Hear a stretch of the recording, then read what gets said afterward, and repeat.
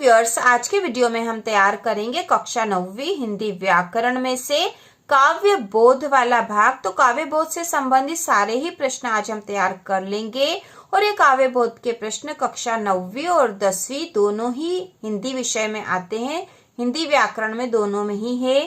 तो ये पूरा ही आपको तैयार कर लेना चाहिए। तो शुरू करते हैं। प्रश्न नंबर पहला है, काव्य की परिभाषा व काव्य के मुख्य भेद लिखिए।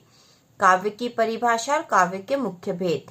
तो इसका उत्तर है आचार्य विश्वनाथ के अनुसार रसात्मकम वाक्यम काव्यम, अर्थात रस युक्त वाक्य ही काव्य है।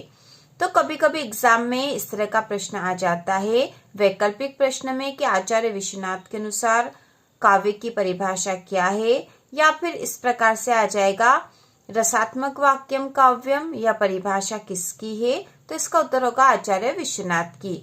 काव्य के दो भेद है, यह प्रश्न भी वैकल्पिक में आता है कि काव्य के कितने भेद होते हैं। तो काव्य के दो भेद होते हैं, पहला है दृश्य काव्य और दूसरा है श्रव्य काव्य। इसके बाद अगला प्रश्न हम याद करेंगे, वह है प्रबंध काव्य की परिभाषा व उदाहरण दीजिए। या फिर ये प्रश्न इस प्रकार से भी आ सकता है कि प्रबंध काव्य के भेद बताइए। तो इसका उत्तर हम लिखेंगे, वह काव्य रचना जिसमें कथा सूत्रों या छंदों की तारतम्यता में अच्छी तरह बंधी हो, प्रबंध काव्य कहलाती है। वह काव्य रचना जिसमें कथा सूत्रों या छंदों की तारतम्यता मतलब क्रमवार, क्रमबद्ध में अच्छी तरह बंधी हो, प्रबंध काव्य कहलाती है। प्रबंध काव्य विस्तृत होता है। इसके उदाहरण है रामचरितमानस, यह एक महाकाव्य है, और दूसरा है पंचवटी जो कि खंड काव्य है। तो महाकाव्य और खंड काव्य के उदाहरण यहाँ इसलिए दे रखे क्योंकि दोनों ही प्रबंध काव्य में ही आते हैं। यहाँ पर हम नीचे देख लेंगे प्रबंध काव्य के दो भेद है, महाकाव्य और खंड काव्य। तो प्रबंध काव्य के ही भेद होते हैं, महाकाव्य और खंड काव्य, इसलिए उसके उदाहरण दे रखे हैं। तो एक बार फिर से देख लो प्रबंध काव्य की परिभाषा और उदाहरण। तो वह काव्य रचना जिसमें कथा सूत्रों या छंदों की तारतम्यता में अच्छी तरह बंधी हो, प्रबंध काव्य कहलाती है। प्रबंध काव्य विस्तृत होता है। उदाहरण इसके है रामचरितमानस और पंचवटी। प्रबंध काव्य के दो भेद है, महाकाव्य और खंड काव्य। तो महाकाव्य का उदाहरण है रामचरितमानस और खंड काव्य का उदाहरण है पंचवटी। इसके बाद अगला प्रश्न हम याद करेंगे, मुक्तक काव्य की परिभाषा उदाहरण सहित लिखिए। ठीक है, प्रबंध काव्य हमने पढ़ लिया, अब मुक्तक काव्य पढ़ेंगे।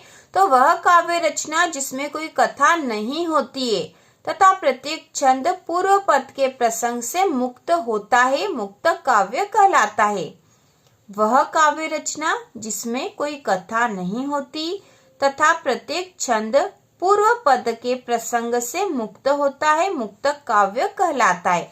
पूर्व पद के प्रसंग मतलब इसके पहले का जो पद है, किसी पद के जो पहले का पद है उसमें जो कथा चली आ रही थी उससे वह मुक्त होता है। तो क्योंकि इसमें प्रत्येक पद अपना अलग अर्थ लेकर रहता है, हर अगले या पूर्व पद से वह मुक्त होता है, इसलिए मुक्तक काव्य कहलाता है। उदाहरण है रहीम के दोहे, कबीर की साखियां। इसके बाद अगला प्रश्न है, महाकाव्य की परिभाषा उदाहरण सहित लिखिए। महाकाव्य की परिभाषा उदाहरण सहित लिखिए।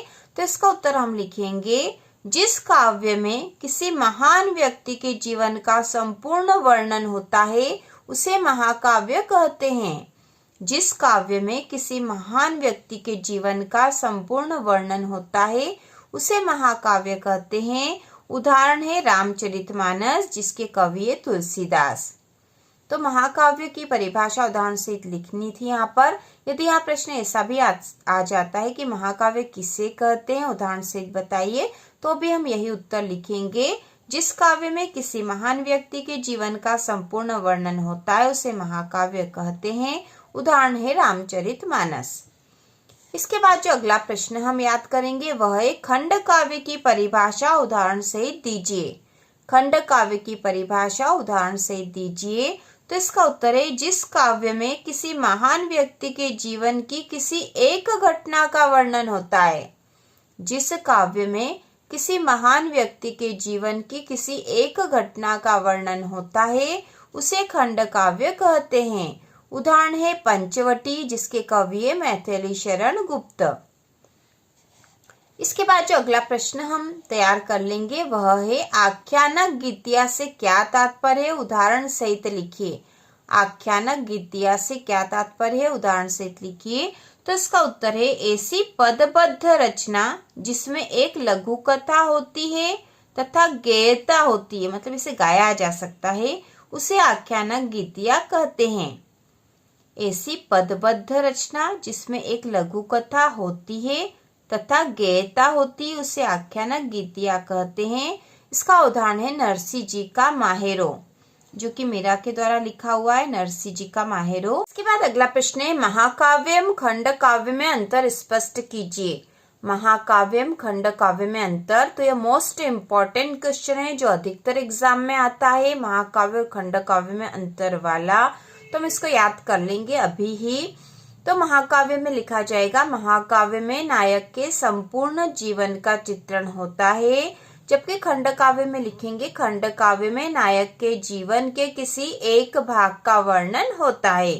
दूसरा अंतर है महाकाव्य में कई छंदों का प्रयोग होता है, जबकि खंड काव्य में एक ही छंद का प्रयोग होता है।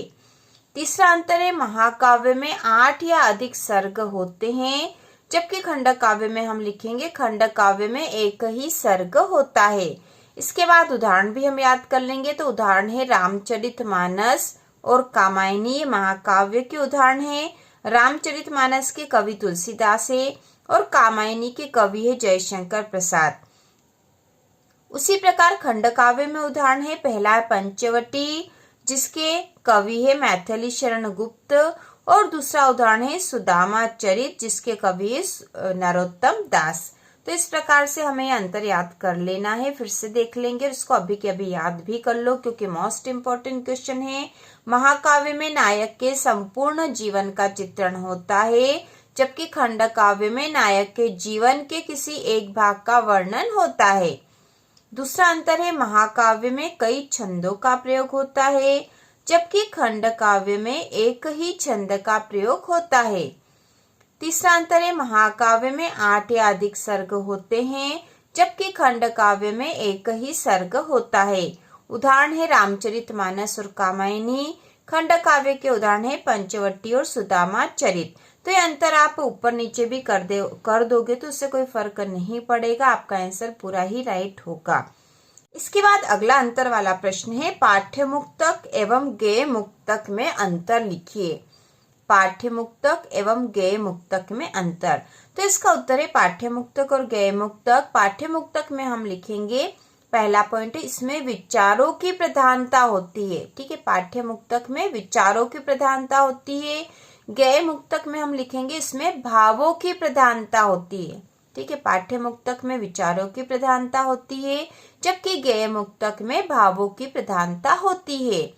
दूसरा अंतर है इसमें संगीत की प्रधानता नहीं होती, ठीक है, पाठ्य मुक्तक जिसमें विचारों की प्रधानता होती है और पाठ्य मुक्तक को पढ़ा जा सकता है तो इसमें संगीत की प्रधानता नहीं होती है, जबकि गेय मुक्तक मतलब जिसे गाया जाता है इसमें हम लिखेंगे इसमें संगीत की प्रधानता होती है। इसके बाद जो तीसरे अंतर में हम लिख लेंगे उदाहरण, तो इसमें उदाहरण है रहीम के दोहे, जबकि गेय मुक्तक के उदाहरण लिखेंगे मीरा के पद। तो बहुत ही आसान है, 2 नंबर में प्रश्न आने की संभावना रहती है। पाठ्य मुक्तक और गेय मुक्तक में अंतर फिर से देख लो और याद भी कर लो। इसमें विचारों की प्रधानता होती है, जबकि इसमें भावों की प्रधानता होती है। पाठ्य मुक्तक में इसमें संगीत की प्रधानता नहीं होती है और गेय मुक्तक में संगीत की प्रधानता होती है। उदाहरण है पाठ्य मुक्तक का रहीम के दोहे और गेय मुक्तक का उदाहरण है मीरा के पद।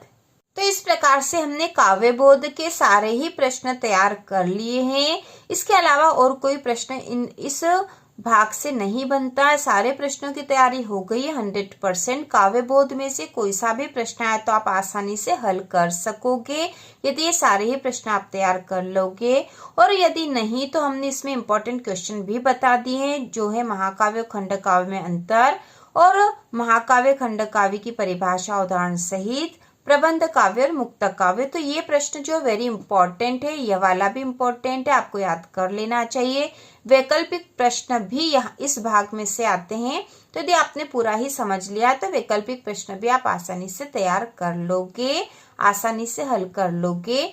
तो इसी प्रकार के और वीडियो देखने के लिए, कक्षा 9वीं और 10वीं की संपूर्ण तैयारी के लिए चैनल को सब्सक्राइब कीजिए।